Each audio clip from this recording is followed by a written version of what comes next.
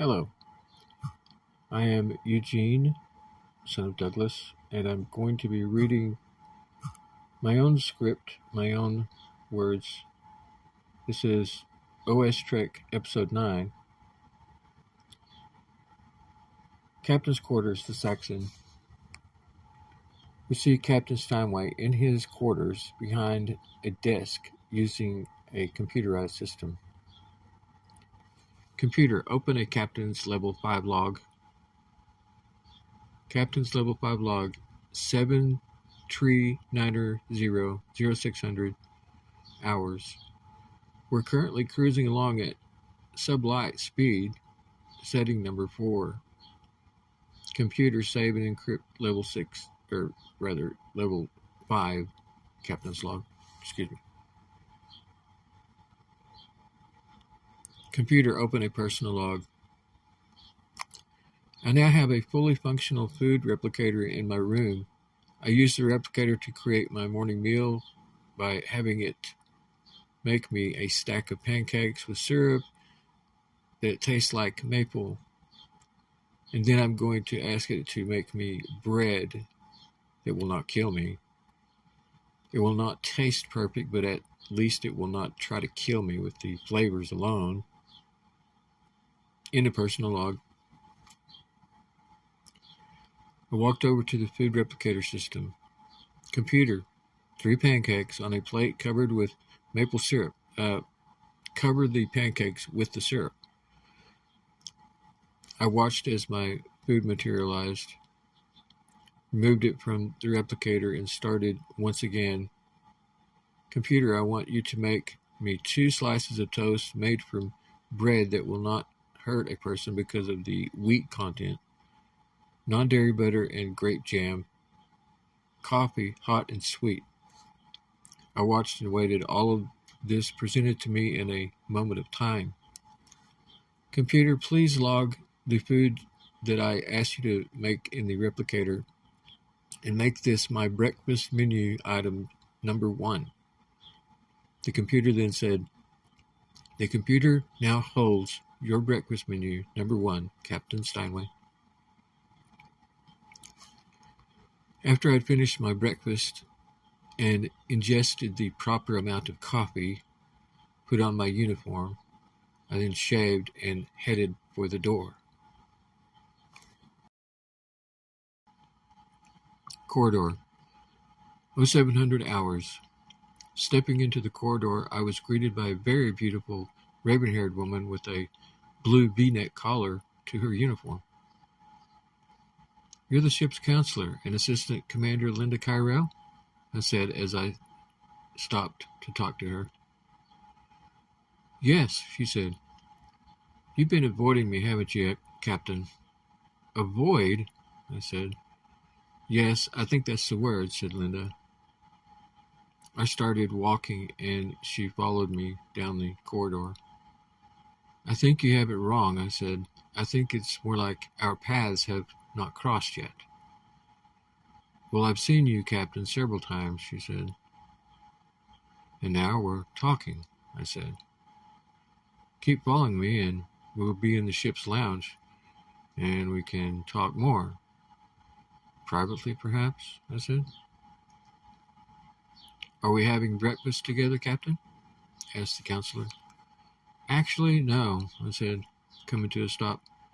I've had breakfast this morning already, and so I should actually be going to the bridge. You can follow me and we can talk in my office. Captain, she said, we could always go to my office. It just happens to be on this level. Very well, counselor. Let's go, I said. Counselor's office, 0915 hours. We entered the counselor's office and I watched as she navigated around her desk and then walked back in front of me again, and then she motioned me to come into another room. Entering the other room, there was a couch and we both had a seat. Is this where you do your work? I asked. Captain, I could do my work anywhere, she said. Yes, I suppose you can. So, how does this work? Well, let's start with, have you been having any psychological issues, like emotional issues? She asked. I stayed silent for a moment. I was seriously thinking this went a bit farther than I thought. Then I shook my head. No, I can't think of anything at the time. There are times of stress, of course. I think all people have those, but I should wait until something serious happens before I come to you, right? What kind of stress are you talking about? She asked. Well, for the past week or so, I felt stressed because of not finding anything to do on the ship besides just going to a simulated system or visiting the officers' lounge and drinking something. I've looked at your somewhat spotless record, Captain, she said. You're a very level-headed, well-adjusted person. I've seen you drinking. Is it synthahol or is it real alcohol? She asked me. Well, that seems a bit personal, I said. I've told the Guinan at the bar that I wished only to have synthahol. This was after becoming inebriated, and, well, I do not like to feel out of control. As ship's counselor, you can tell me anything, and I'm to keep it confidential or secret even. I have a level 5 security clearance because of my job, she said. Well, I did not realize that you had a level 5. Wow. I'm sure I should have seen it on the ship's roster, I guess. Well, regarding, yeah. So that sets me at ease, I suppose. However, there's really nothing else to talk about. Except, well, maybe my worries about the status regarding our current mission, I suppose. So what worries you about this mission? She asked me. Well, when we departed the Lexington, I had this feeling that we would never see it again. And I do not know where that feeling comes from. There is nothing scientific to base it on besides seeing them just disappear, and we have had no word from them yet. When do you expect the word to come back to you? She asked me. Well, it's really kind of undefined at this point because our mission is not strictly that important for them and for I think that we're probably just going to be waiting for word from Starfleet. So what I'm saying there is, if there's any word at all, if it affects us at all, that will be from Starfleet and not from the Lexington themselves. However, I worry anytime I see a large number of personnel on such a large ship as the Lexington doing a very dangerous maneuver. It was like it was like it crashed. It's vaporized before our eyes. Would you say that it was traumatic in any way? Asked the counselor. Yes. Now that you mention it, you could say it was traumatic. And I'm not the only one, I'm sure. I was on the bridge watching with the other officers on the bridge that day. So, yeah, I suspect it would affect them in some similar manner. That said, counselor, it would be advisable to find out the names of those individuals on that shift and counsel them, I'm sure. I'll do that, Captain.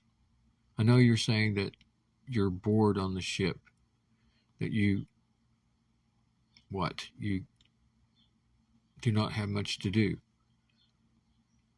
I would say follow a regimen every day. Have a daily set of things to do.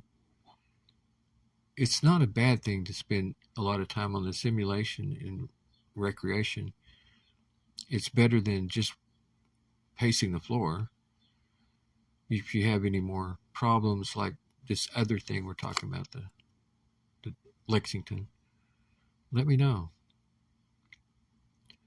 So, counselor, our time, is it up then? Are you feeling better?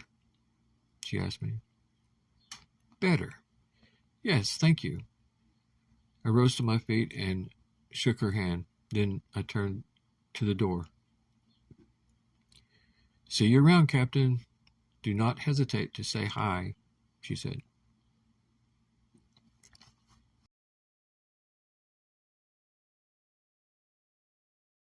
Turbolift and bridge, 1000 hours. I entered the bridge and looked to see Commander Fowler at the captain's chair. As he rose, he looked over at me and said, "A little bit late there, Captain." "Later than usual," I said, "I guess." "Nice of you to notice, number one. I had something else to do."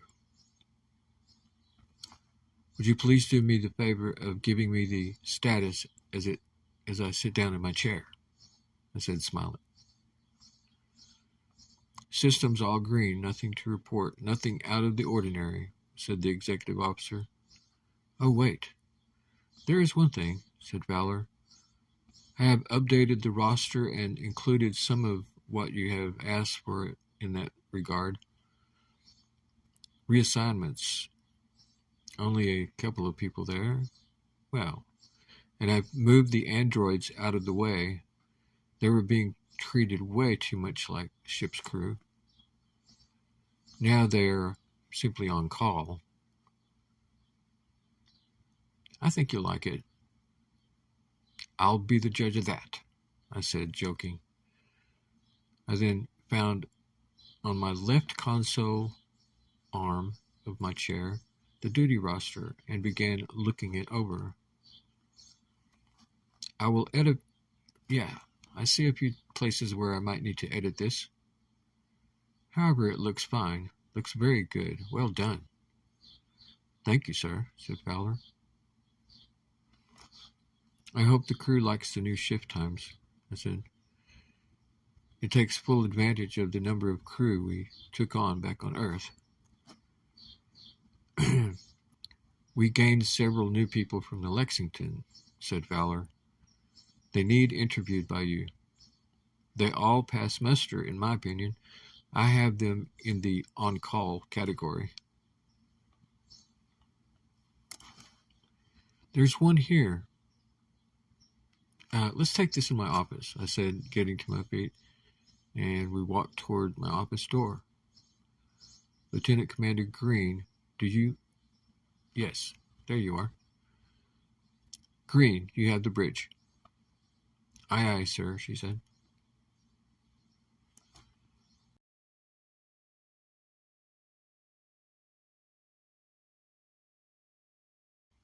Captain's office. Fowler was a few steps behind me. The door closed. "This Commander John Strahan is very interesting here. I think he was the executive officer from the Lexington, right?" "Well, damn, Dan. You kind of let me down with that one. You should have told me."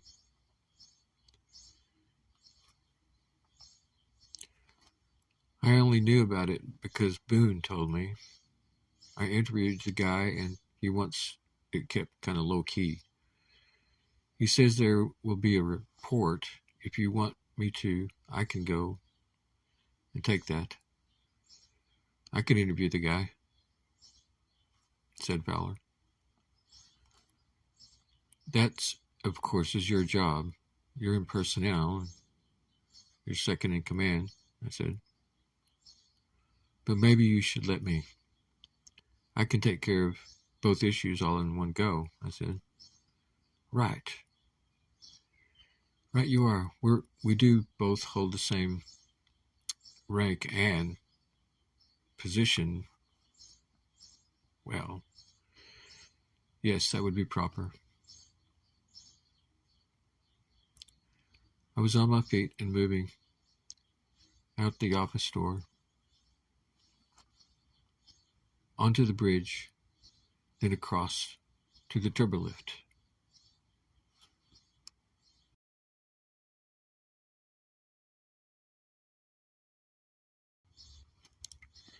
Entering the turbolift, I said, "Take me to level 3. Belay that. Computer, Commander Strahan's room." The lift started to move. Before long, I was down the corridor and standing in front of his room. I pushed the doorbell on the room and waited. From inside the room, I heard Strahan ask, "Who is it?" "Captain Steinway. I'd like to visit." The door opened and there stood Strahan in his uniform. "Come in, Captain." I entered and accepted his salute with my own. "This is a surprise to me. You seem to have slipped by back when we were taking on people from the Lexington. I was not aware." "Well, I reported to someone. I reported to Commander Fowler." He said the interview would wait. That's what he said. Strahan retrieved a data chip. "My report's on here," he said. "It is level 5 content. It's Gold Star."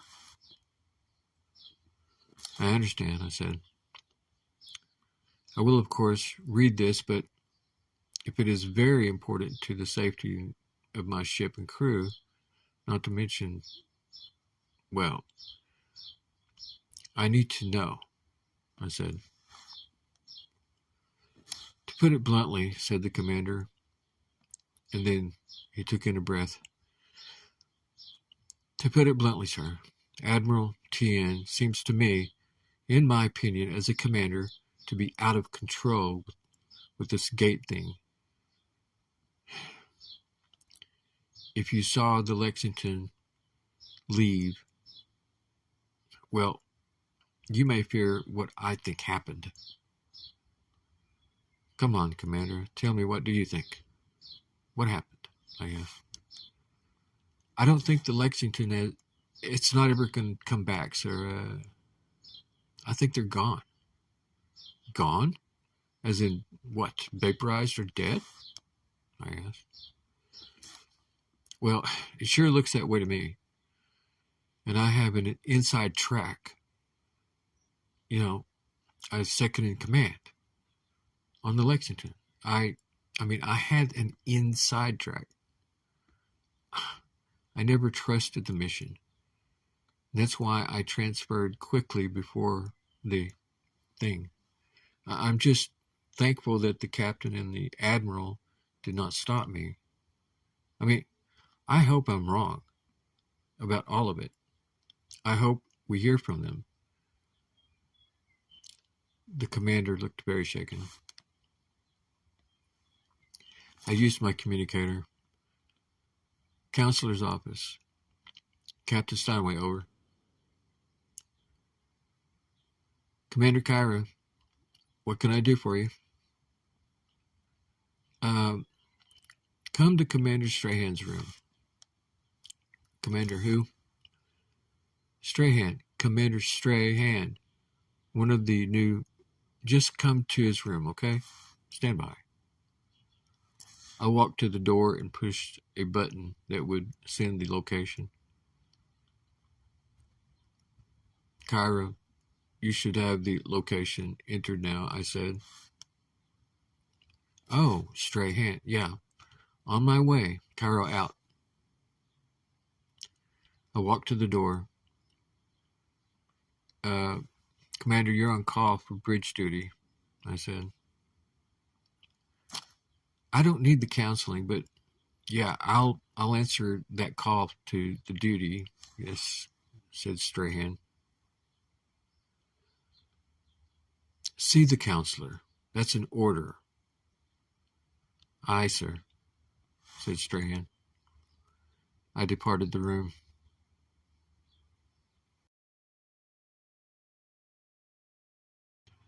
In the turbolift. Computer. Bridge. I entered the bridge and took the captain's chair from Tabitha Green. I slid the data chip into the port on the right arm of my chair. Then I put in an earplug. First thing I heard in the ear was that the computer said information is text only. So I sought out the view screen, which was on my left-hand side. Once I figured that out, I moved over and began reading. After reading the report, I looked around me on the bridge, and I think I sighed with relief. Phew. Everything okay, Captain? Asked Tabitha Green from the ops position. Yes, for now everything is okay, just a security matter, I said. Status, Tabitha, I asked. Well, 5 days from cruise mode, 7 from retrograde slide to Mars, nothing on sensors. 1 casualty reported when Nav Officer Byron reported feeling sick. Only then did I look around and notice there was a new officer, and from her womanly figure, she was definitely female. Con officer is on call. Meet Ensign Scout. Is that right? Yes. Ensign Scout Carey. I'm one of the transfers from the Lexington, sir, replied the ensign. Just then I was having a feeling of deja vu. I couldn't explain. Welcome aboard, Ensign, I said. I had this feeling that we had a whole conversation before this. Now it was gone. I stood up and walked toward my office door. Miss Green, you have the bridge. I did not wait, and I entered the captain's office.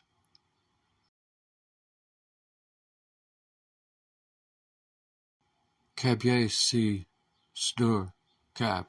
S.A. C. Swarad. Who said that?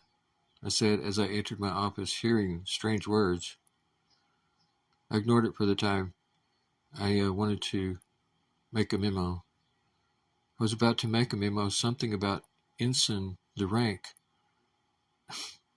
Now it was gone, yet I had that feeling of deja vu again. Computer, do a quick diagnostic of my office. Computer came back with, doing diagnostic, stand by. Computer has found an open microphone device on your desk. It appears to be a malfunction. It is advisable to call engineering to fix this problem. I used my communicator. Engineering, send someone to my office to take care of a slight problem, over. Aye, aye, Captain, came the reply. Security, this is Captain Steinway, over. This is security, go, over. I need someone to investigate a possible security issue in my office, over.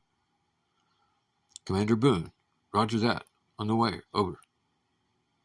Steinway out. A few minutes passed, and then Commander Boone entered my office, followed by the engineering chief, Commander Hawks. It was just a few words, like a phrase. It was all jumbled. I heard it whenever I entered my office earlier, I told Boone. Commander Hawks used a scanner to investigate. Ah, here it is. Just a bad data collector, said Hawks. I'll see you have a new one, probably within 30 mics. Good, I said, as I turned and exited my office back to the bridge. Status, Commander? I said. Nothing's changed, sir, said Tabitha Green from the captain's chair. Very well, I said. I will be probably in my quarters until the end of this shift. Carry on. Captain's quarters. I had the replicator make me a noon meal. Captain's personal log, stardate 7390, 12:32 hours. I had the replicator make me a noon meal that I ingested while I used my datapad to research the nuances of history of rank in militaries of the world. I did not learn anything that I did not already know before. Just a refresher. I continue to have this deja vu nagging feeling that there had been a change in the time continuum. It's required to know everything you could about the time continuum and space-time. Such things captains and also engineers were required to know. Perhaps this was a continuation of my stress. It was as if I kept having memories of conversations with people about the rank system that was changed somehow, and now I'm not too sure.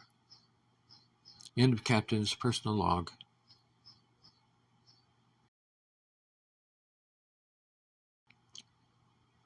Halo Simulator. Computer, give me the scenario of a fighter pilot from the 21st century. That information is too vague, sir. Could you give more details such as location, time of day, aircraft use? Said the computer. Well, let's start out with location being New Mexico. A T-38 is the aircraft. Time of day is just after sunrise, and fair weather. You will start out at a base called Cannon Air Force Base in New Mexico near the city of Clovis. The remainder of your information will be given to you once you've entered the simulation, said the computer. Very good, thank you, computer, I said as I laid down on the bed of the simulator. Everything went dark. I waited. The next thing I know, I'm standing on the tarmac and I look around and there are numerous large hangars with large aircraft. I believe some of these were called C-130 aircraft, propeller driven. And there were very large cargo jets in the distance. There was one of those large aircraft landing on the runway. It was a busy, noisy environment, so much so that the personnel on the ground around me were having ear coverings and headgear. I wish I had some of those, thought. Loud. Jet blast. I looked around me for the ranks on their uniforms, trying to make sense of it. There was one that I recognized. I think it was a lieutenant. It was a gold-colored bar. I looked down on my collar for an insignia of any kind, seeing that it was, in fact, one single gold bar sewn to my uniform. But didn't that mean ensign? Had to try to get it into time frame here. I was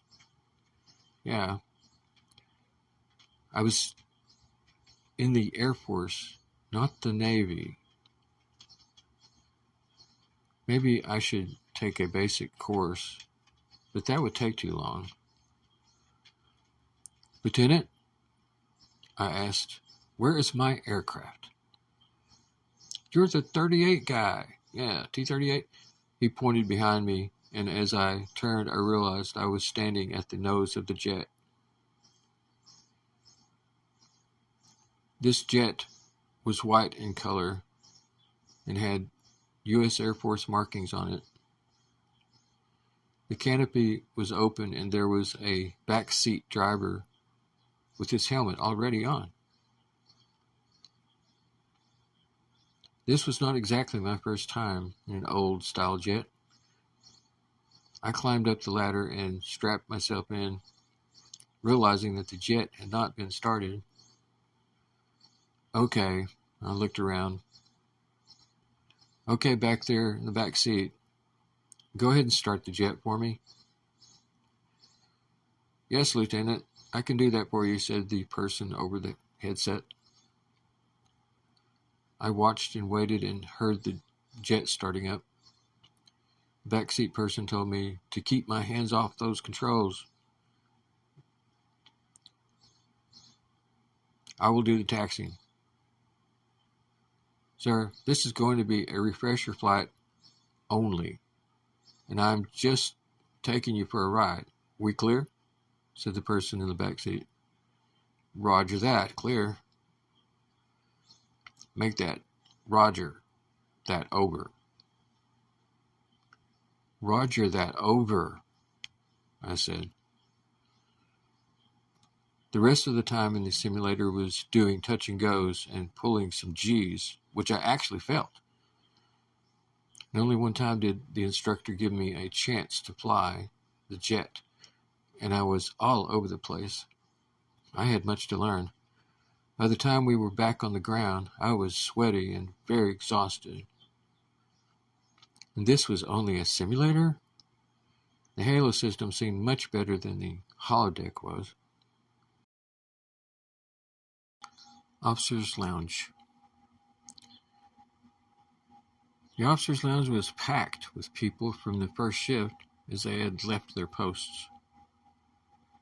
Seeing Commander Fowler, I waved him over.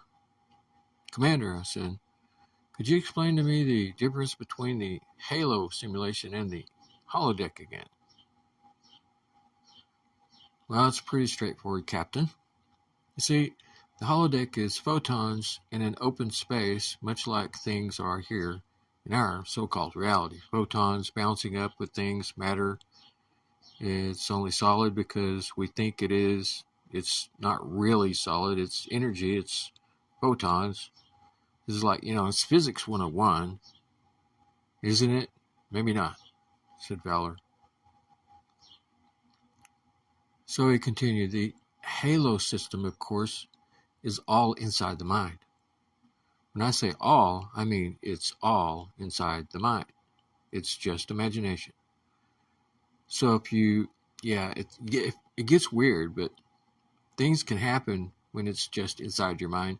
A person falling asleep, for example, they would, in some instances, dream, and it could affect what happens when a person wakes up, while still in the simulation. There are safeguards. Well, on the other hand, if you're in the holodeck and you fall asleep, then it's the same as falling asleep in the real world, including other people, real or the players in the simulation. Encountering you inside the holodeck, they would find you asleep.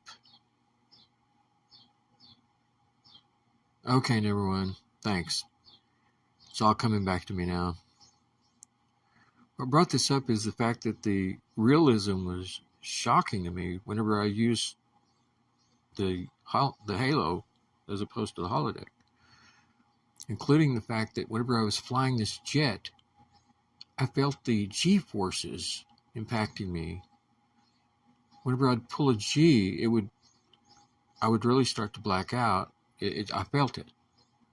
However, from my experience, and we can re-examine this on the next time we go in the holodeck, we can plan a trip, like fly a training mission or something, and I'll show what I'm talking about. There probably won't be any G's, or it will be handled differently.